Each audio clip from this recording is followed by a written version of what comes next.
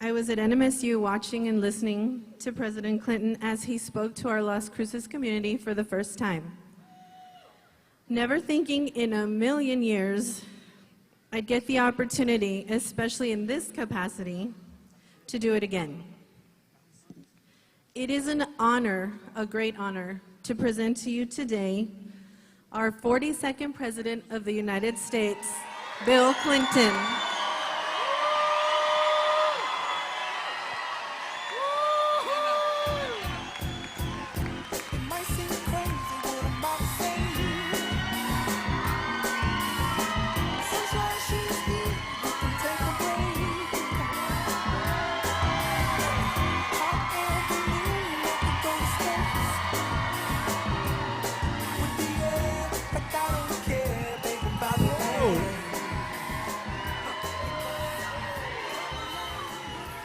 Hello, Las Cruces.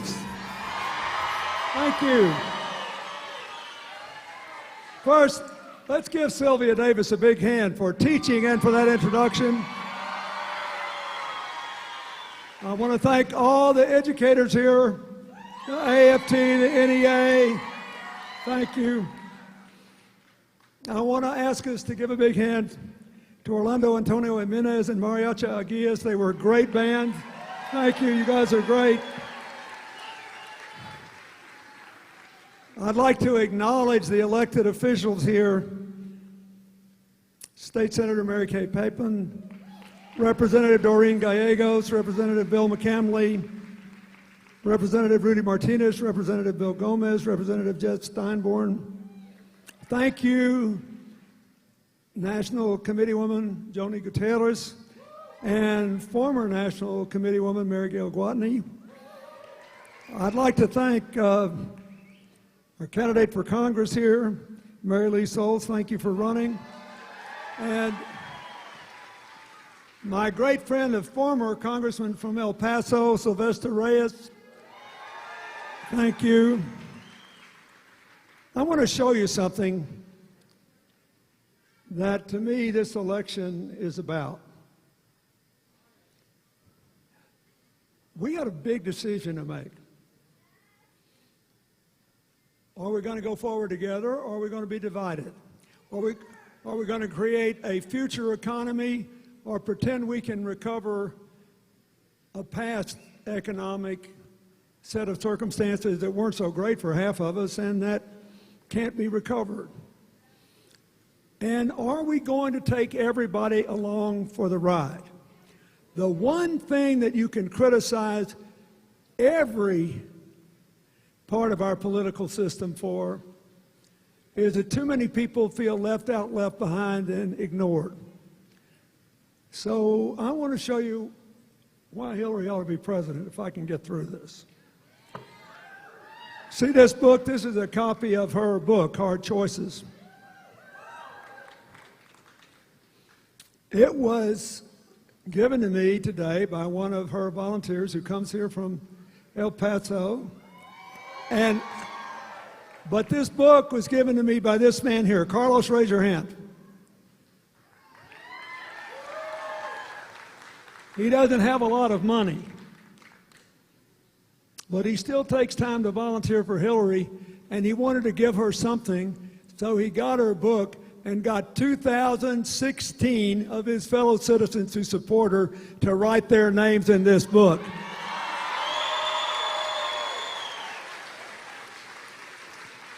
Thank you so much. Look, I know this has been kind of a crazy election, right? But let's face the fact there are some reasons for this. And I want to tell you something that normally people don't say in political primaries. Every citizen who votes now has to be concerned about how we're going to get this economy working for everybody and how we're going to keep all these troubles around the world from sinking our ship. Because America has the best performing big economy in the world right now, and look how many people still feel frustrated. And yet we're doing better than all the other big economies because that financial crash hit the world hard. And now, all over the world, you see maybe less crude, maybe less vulgar, maybe less personally insulting versions of the campaign Mr. Trump has run. They're basically all over the world, people are saying, hey, this world is a lot of trouble. Let's just throw up the walls. Let's just withdraw. Let's just forget about it. We can't grow the economy anymore. Let's fight for a bigger piece of a small pie right where we are. Let's just draw up the walls and then square off against each other and fight like crazy till somebody drops. Now, but I'm just telling you, this is going on everywhere. And finally, in the last 3-month economic report, we could see American wages starting to rise again for the first time in 8 years. But we could also see our economic growth cut to 0.5% because of all this trouble around the world dragging us down. So there are 3 reasons Hillary ought to be president. One is she's got the right values. This is about building a future economy, not recovering a past we can't get back, and it didn't help half the people anyway. 2 is we have to do it with an inclusive society, not with walls. One that enables everyone to rise and leaves nobody behind. And she doesn't care who they vote for. If they're in trouble, she's coming back for them after the election so we can all go forward together. 3 is, you can build all the walls you want. You cannot shut the world out because of the social media. So she wants to build a future with bridges, not walls, which is why she has said repeatedly, we need comprehensive immigration reform, and we need to stop demonizing Muslims in America who hate terror, love freedom, and whom we need to win the battle of the social media for the hearts and minds of the future. So,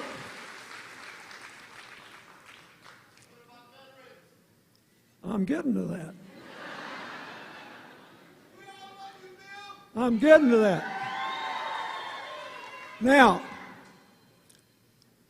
in order, the 3rd reason you ought to be for is she's the only person you can vote for with a record of getting things done in Washington with Republicans as well as Democrats, and the only person you can vote for with a record of being able to keep us safe and giving us the space to grow so we can lead not only America, but the whole world away from this crazy, negative, divisive politics that is eating the heart out of everything. Look, I have spent my life, 12 years as governor, 8 years as president, 15 years now working with my foundation, trying to help people make a living, educate their kids, have decent health care, and have a better future. Here's what I know. Wherever people are working together to make sure everyone can grow, good things are happening. Wherever they spend all their time fighting and call each other names, good things are not happening. It may be good politics, but it's lousy economics, and it's bad for the future of our children and grandchildren. So let me just go through this. The gentleman asked about veterans. I'm going to put you in some kind of context here. First, we got to create more jobs that pay better incomes. How are we going to do that? This is the role of the national government. Number 1, we need to recognize that it has been too long since we had a major infrastructure program. That's when we built the interstate highway system. And today, infrastructure is way more than roads and bridges and ports and airports.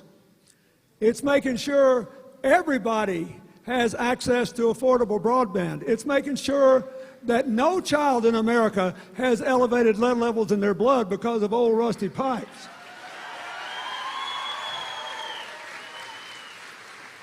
Second, we got to recognize that we rank 1st or 2nd in the world in every scientific survey in the ability to generate energy from the sun and the wind, and we are nowhere near meeting our capacity. So when Hillary says she's going to put up 500 million solar panels in the next 4 years and put 1 zillion people to work doing it, you can believe her, because it would be easy to do if we had the right sort of investment, and it would help New Mexico as much as any state in America. And third, we can bring lots of manufacturing jobs back to America. Look at New Mexico. I think you got more potential to grow quickly than virtually any state in America. Why? Because of where you are, because you have a good highway network, you have good airports, and because there's so much opportunity for new investment here. Now, you can also pay people really good wages if you do modern manufacturing. That's why she won Ohio more than she was supposed to. That's why she won New York more than she was supposed to, because they are importing good manufacturing jobs, and they know now the big variations in cost in manufacturing are not in labor anymore. They're in energy costs, materials costs, and transportation. So her argument is really simple. Let's look at things that we need here and save the transportation costs and make it in America. And we can make a lot of those things in New Mexico if we have the right kind of investments. And the fourth thing we need to do is to recognize, I don't care what anybody else says in his primary or anywhere else, the Dodd-Frank bill that President Obama signed will keep Wall Street from ever wrecking Main Street again. All you got to do is enforce it. The problem is, too many banks think those rules apply to making small business loans and home mortgage loans to working people, and the law requires, the law that I enforced a lot when I was president, that every bank that has an ATM machine in any community in America has to consider people who live there for loans. We got to get small businesses going in this country again. That's 2/3 of our new jobs and has been for 20 years. And the fifth thing that's a big deal for New Mexico is that she wants to invest more money in science and technology in practical ways that create jobs. Now, look, you've got Sandia and Los Alamos. Both were born in the nuclear age. There is still some work to be done, maintaining our nuclear capacity, maintaining the safety of it, making sure we can do that without any nuclear testing, because we don't want to do that again, and we're trying to get everybody in the world to give that up. But there are other things that brain power can produce. These labs should be repurposed for a 21st century economy that will help our national security. Clean energy, nanotechnology, other new technologies that will generate opportunities for people to have work here. There's already a proposal for repurposing Sandia involving the University of New Mexico, University of Texas, Texas A&M, and two big companies. We can do this in a way that would embrace the whole New Mexico economy. There aren't that many people living here. New Mexico State should be involved. Every institution of higher education should be involved in a way designed to do it. And don't be skeptical about this. I've seen this. I was telling some folks before I came in here, the third biggest university in one place in America, not with multiple campuses, it won't surprise you, the two biggest are Ohio State and Michigan. Third biggest, the University of Central Florida in Orlando. Most of you know Orlando as Disney World, right? Or the Universal Entertainment Park. But it's also the home of the video game division of Global Entertainment Arts. And the Defense Department, the Space Agency, NASA, and these three groups spend, count it, $5 billion a year investing there in computer simulation. Why? Because if you want the same family to keep coming back to Disney World, you have to keep making it interesting, right? You have to keep improving the computer simulation. And because it's a lot cheaper to teach somebody to go up in a spaceship, fly a jet airplane, or drive a tank on a simulator than the real deal, it's also a lot safer. So they need constant improvements. So the University of Central Florida said, I think we'll be the best in the world at that. And let me just tell you, there is a law that's been on the books since 1980 that says if a university in New Mexico gets any money from the federal government for research, if they come up with any idea that has commercial value, they can sell it, or they can take a piece of a new company, they can do whatever, but if they make money, they can keep all the money as long as they reinvest it in the community and in the university to educate more people and generate more economic opportunity. There are now 100 computer simulation companies in Orlando. It is no longer just Disney World, it's the computer simulation capital of the universe. Why? Because they use their university to match their potential to generate opportunity for young people and not so young people. You can do this everywhere. Look at New Mexico. Go home and take out a map of your state. Look at it. Where are the people? And look at where all the Native Americans live. Why aren't they all making a killing, having free electricity with their own solar panels and selling solar and wind energy to everybody else and diversifying their economy? If they had affordable broadband, they could. And this is an example. So, first, she got the best ideas. Secondly, she knows you can't activate those ideas unless everybody can participate, which first means you have to make college affordable and the debt manageable. And she got a plan for free community college tuition, free tuition at public colleges and other small private colleges for everybody who needs it, and debt-free graduation for everybody. That's better. And it's better than, I believe, in all respect, her opponent's proposal for free tuition at all public schools, because that requires the states to match a third of it, and I don't think most states can afford to match. This you can do just with the federal budget. Then to repay the debt, how many people know somebody with college debt here? I mean, look around. This is paralyzing young Americans and a lot of their parents. I can't tell you how many young Americans can't even move out of their parents' house because they can't make a rent payment and the debt payment. I can't tell you how many young Americans might like to start their own small business and couldn't possibly get a loan from the bank because their credit's underwater because of the debt payment. So here's what she proposes. She wants to give everybody in America two options. The average college debt's $26,000. But for people who graduate from medical school, their average is about $200. The highest I've heard of is $400, where a person got punished for continually, after graduating from medical school, doing public service-related health care, so the doctor could never earn enough money to keep the debt payments going. And the interest rates kept going up. So she wants to give everybody two options. First of all, if you just want to get rid of it, if you do 2 years in an AmeriCorps program and 1 year of any kind of public service, even if you're a teacher's aide, you work in a drug clinic, you're a firefighter, you're a police officer, anything like that, in addition to the pay, you get $23,500 tax-free to throw it against the debt and say goodbye. Now, if you cannot do that or you don't want to do it, she would give everybody another option: to treat your college loan like a home mortgage. Now think about it.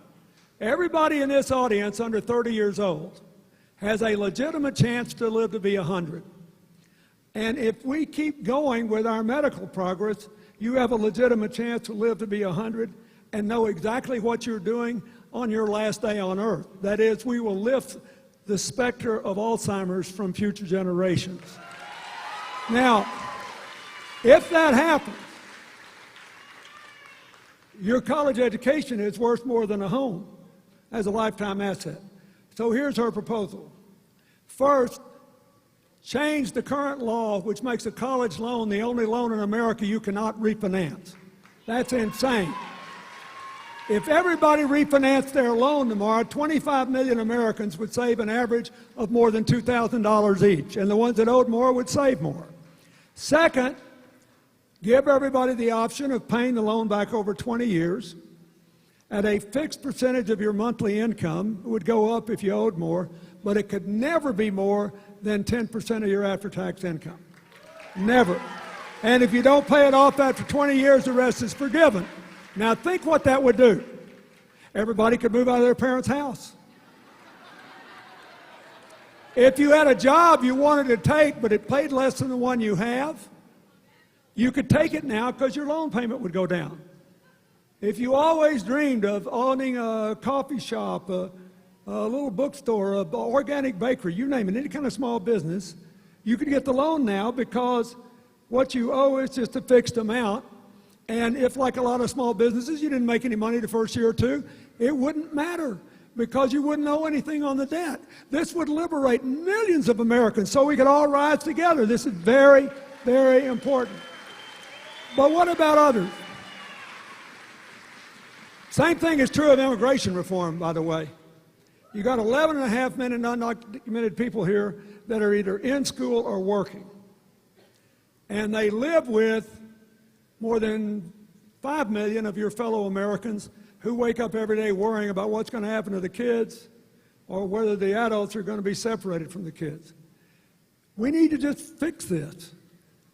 Look, there hasn't been any net in-migration from Mexico since 2010. They didn't need a wall for that. All they needed was to build their own economy. And that's what they've been doing. So that's important. Then there are populations that have to be addressed. Let's start with the veterans. Veterans have access to education and training, but the unemployment rate for returning veterans is still higher than the population as a whole, even though the skill levels are greater. Part of that is we don't have still the kind of continuing support we need from veterans who are good in the workforce but still occasionally suffer from post-traumatic stress syndrome. They need to have that support so they can go to work, support themselves, and know that we appreciate what they did. Second, the good news about battlefield medicine is that more people are surviving than ever before. The bad news is a lot of people are coming home with severe physical impairments.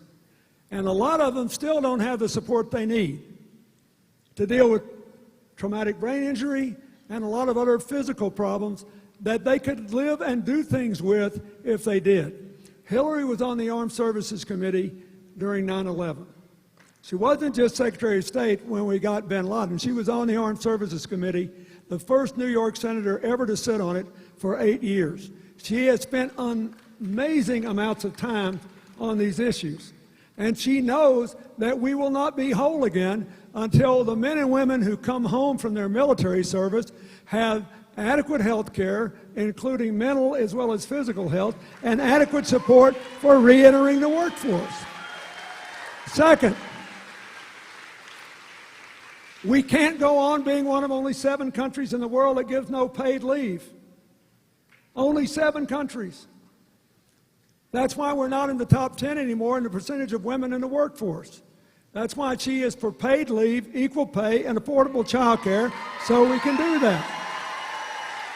Third,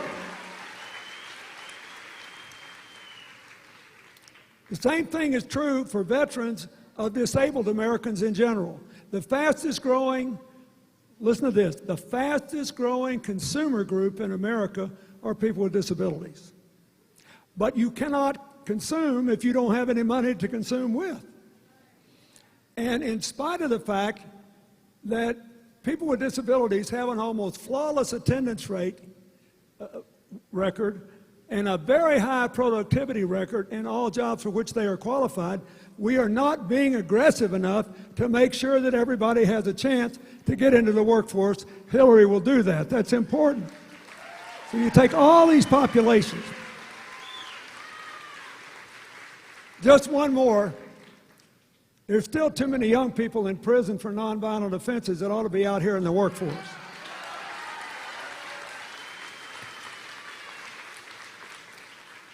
Just think, it cost Americans an average of $64,000 to keep somebody in a penitentiary.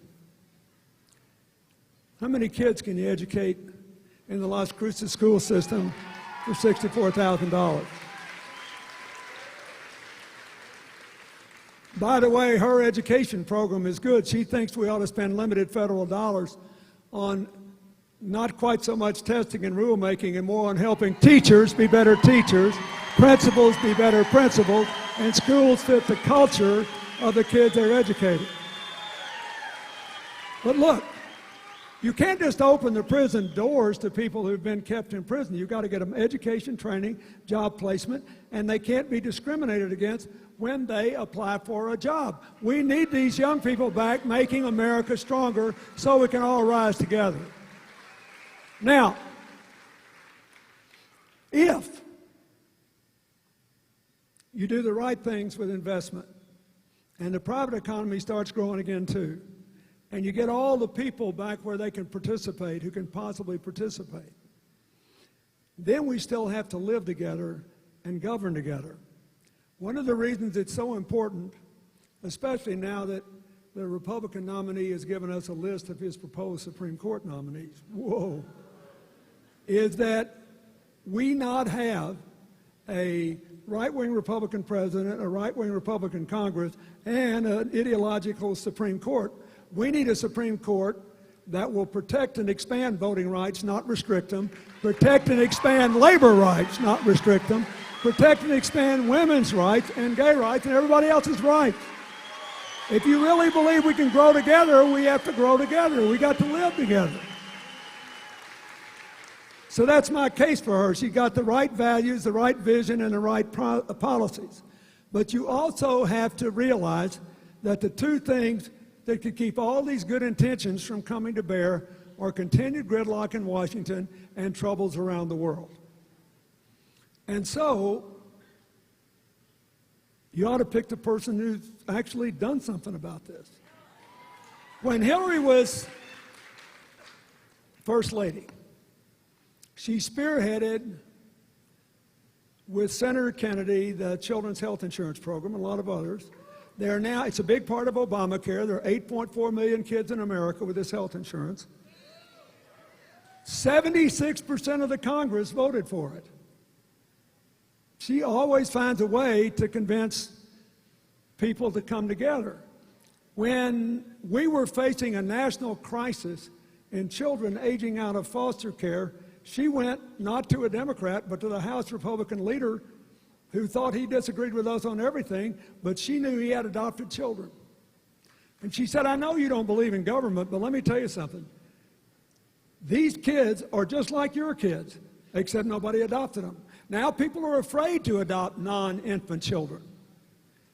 And they're afraid to adopt kids with special needs because they don't think they can afford to support them. So you're a Republican. Let's give them a big tax credit for doing it.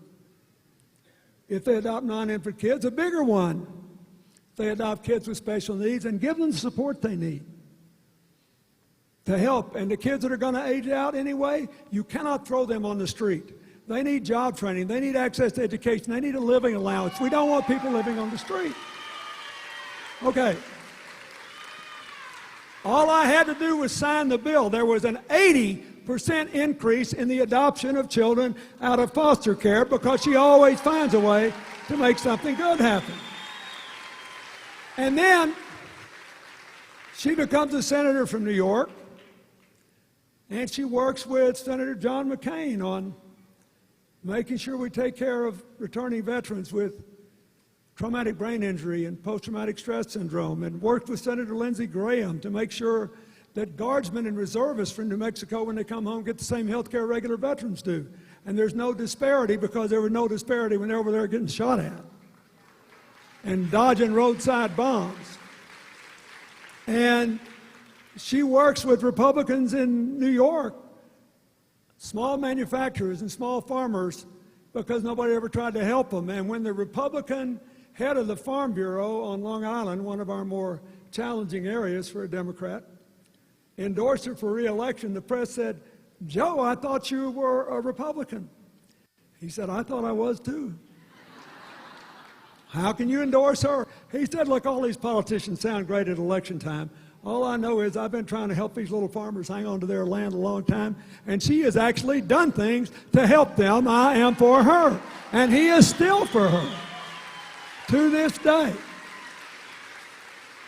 So, she becomes Secretary of State. And this is where the third point comes in.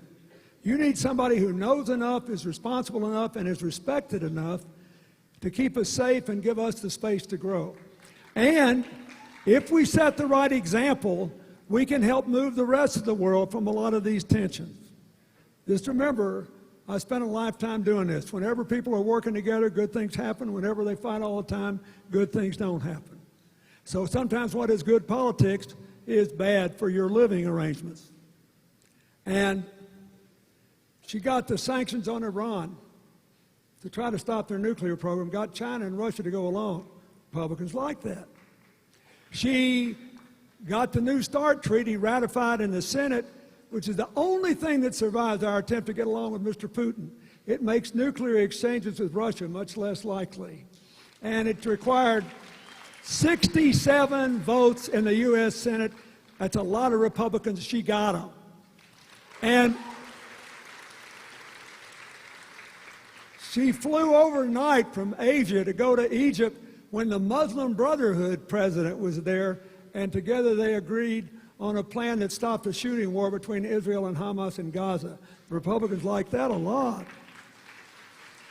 But she also tripled the number of lives we were saving of children, mostly in Africa, who had AIDS simply by going to generic drugs. And that's what we ought to do in America. We need to drive down the cost of prescription drugs in America like she did overseas. But when Hillary left office, the approval of the United States was 20 points higher than it was the day she took office as Secretary of State. There's a reason for that. She always makes something good happen, and people know she's on the level. One day a young military officer came up to me in the Congress. I was there after I left the White House testifying on a public health issue. And this young guy came up and introduced himself, and he said, "You don't know me, Mr. President, but I represent the Pentagon in Congress. And as you know, your wife's on the Armed Services Committee. I just thought you might like to know that over there we think she knows more and cares more about our issues and our people than anybody else in the Congress in either party." And he said, "I know she doesn't agree with us on everything, but not one time, not even once, has she ever taken a cheap shot. Has she ever done anything just to get a headline tomorrow? She just is always on the level." Now, so that brings me to the final point. If all this is true, why do all these surveys say people have reservations about her? Because it's all true. Look, because it's all true. Keep in mind, if everybody believed in government, the Republican Party would be out of business today. Right? That's their whole argument, isn't it? The government would mess up a two-car parade. If everybody believed in the integrity and impact of public service, that would be so boring. What would the political press do? I mean, you're laughing, but let me take you back in time. I've always liked Las Cruces. I first came here in the 80s to help inaugurate a new president at New Mexico State who'd been the chancellor at the University of Arkansas. Then I came back in 96. I was the first president since William Howard Taft to come to Las Cruces while I was president.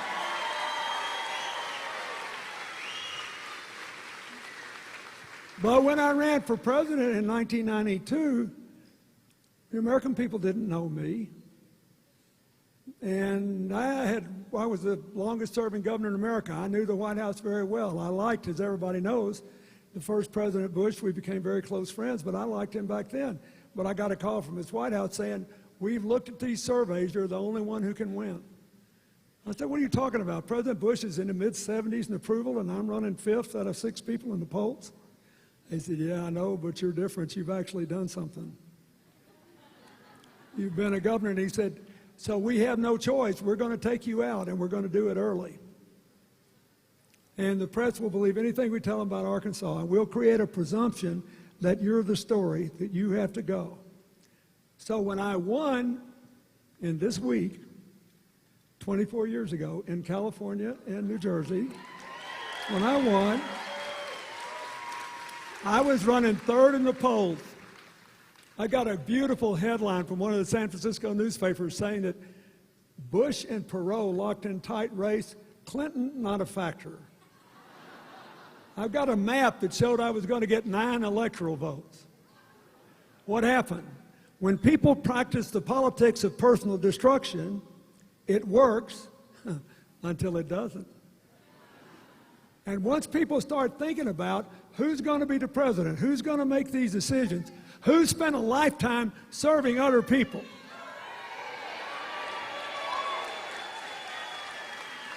what's the real score? With tax returns, Clinton 30, Trump 0. What's the real story with emails? Clinton 30,000, all other secretaries of state 0.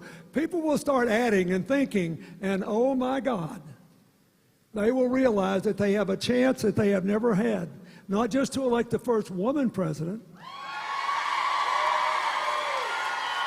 but to elect someone who has only been an elected official or an appointed official for 12 years, but has spent more than 40 years making good things happen for other people. And we need that. Somebody who, when out of office, just woke up every day saying, wonder what we can do about this problem. Now look, all over the world, you've got stagnant economies, declining middle-class incomes, rising inequality, and declining upward mobility. If you want declining inequality and rising upward mobility, if you want us to grow together, if you want us to live together, if you want somebody who knows that national security is, yes, a tough defense, yes, a smart diplomacy, but it's still bridges, not walls, you got one choice here. And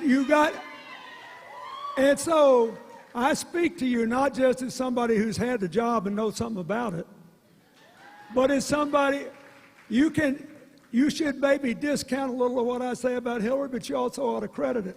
I would never knowingly put my country at risk. I love this country. I love this country.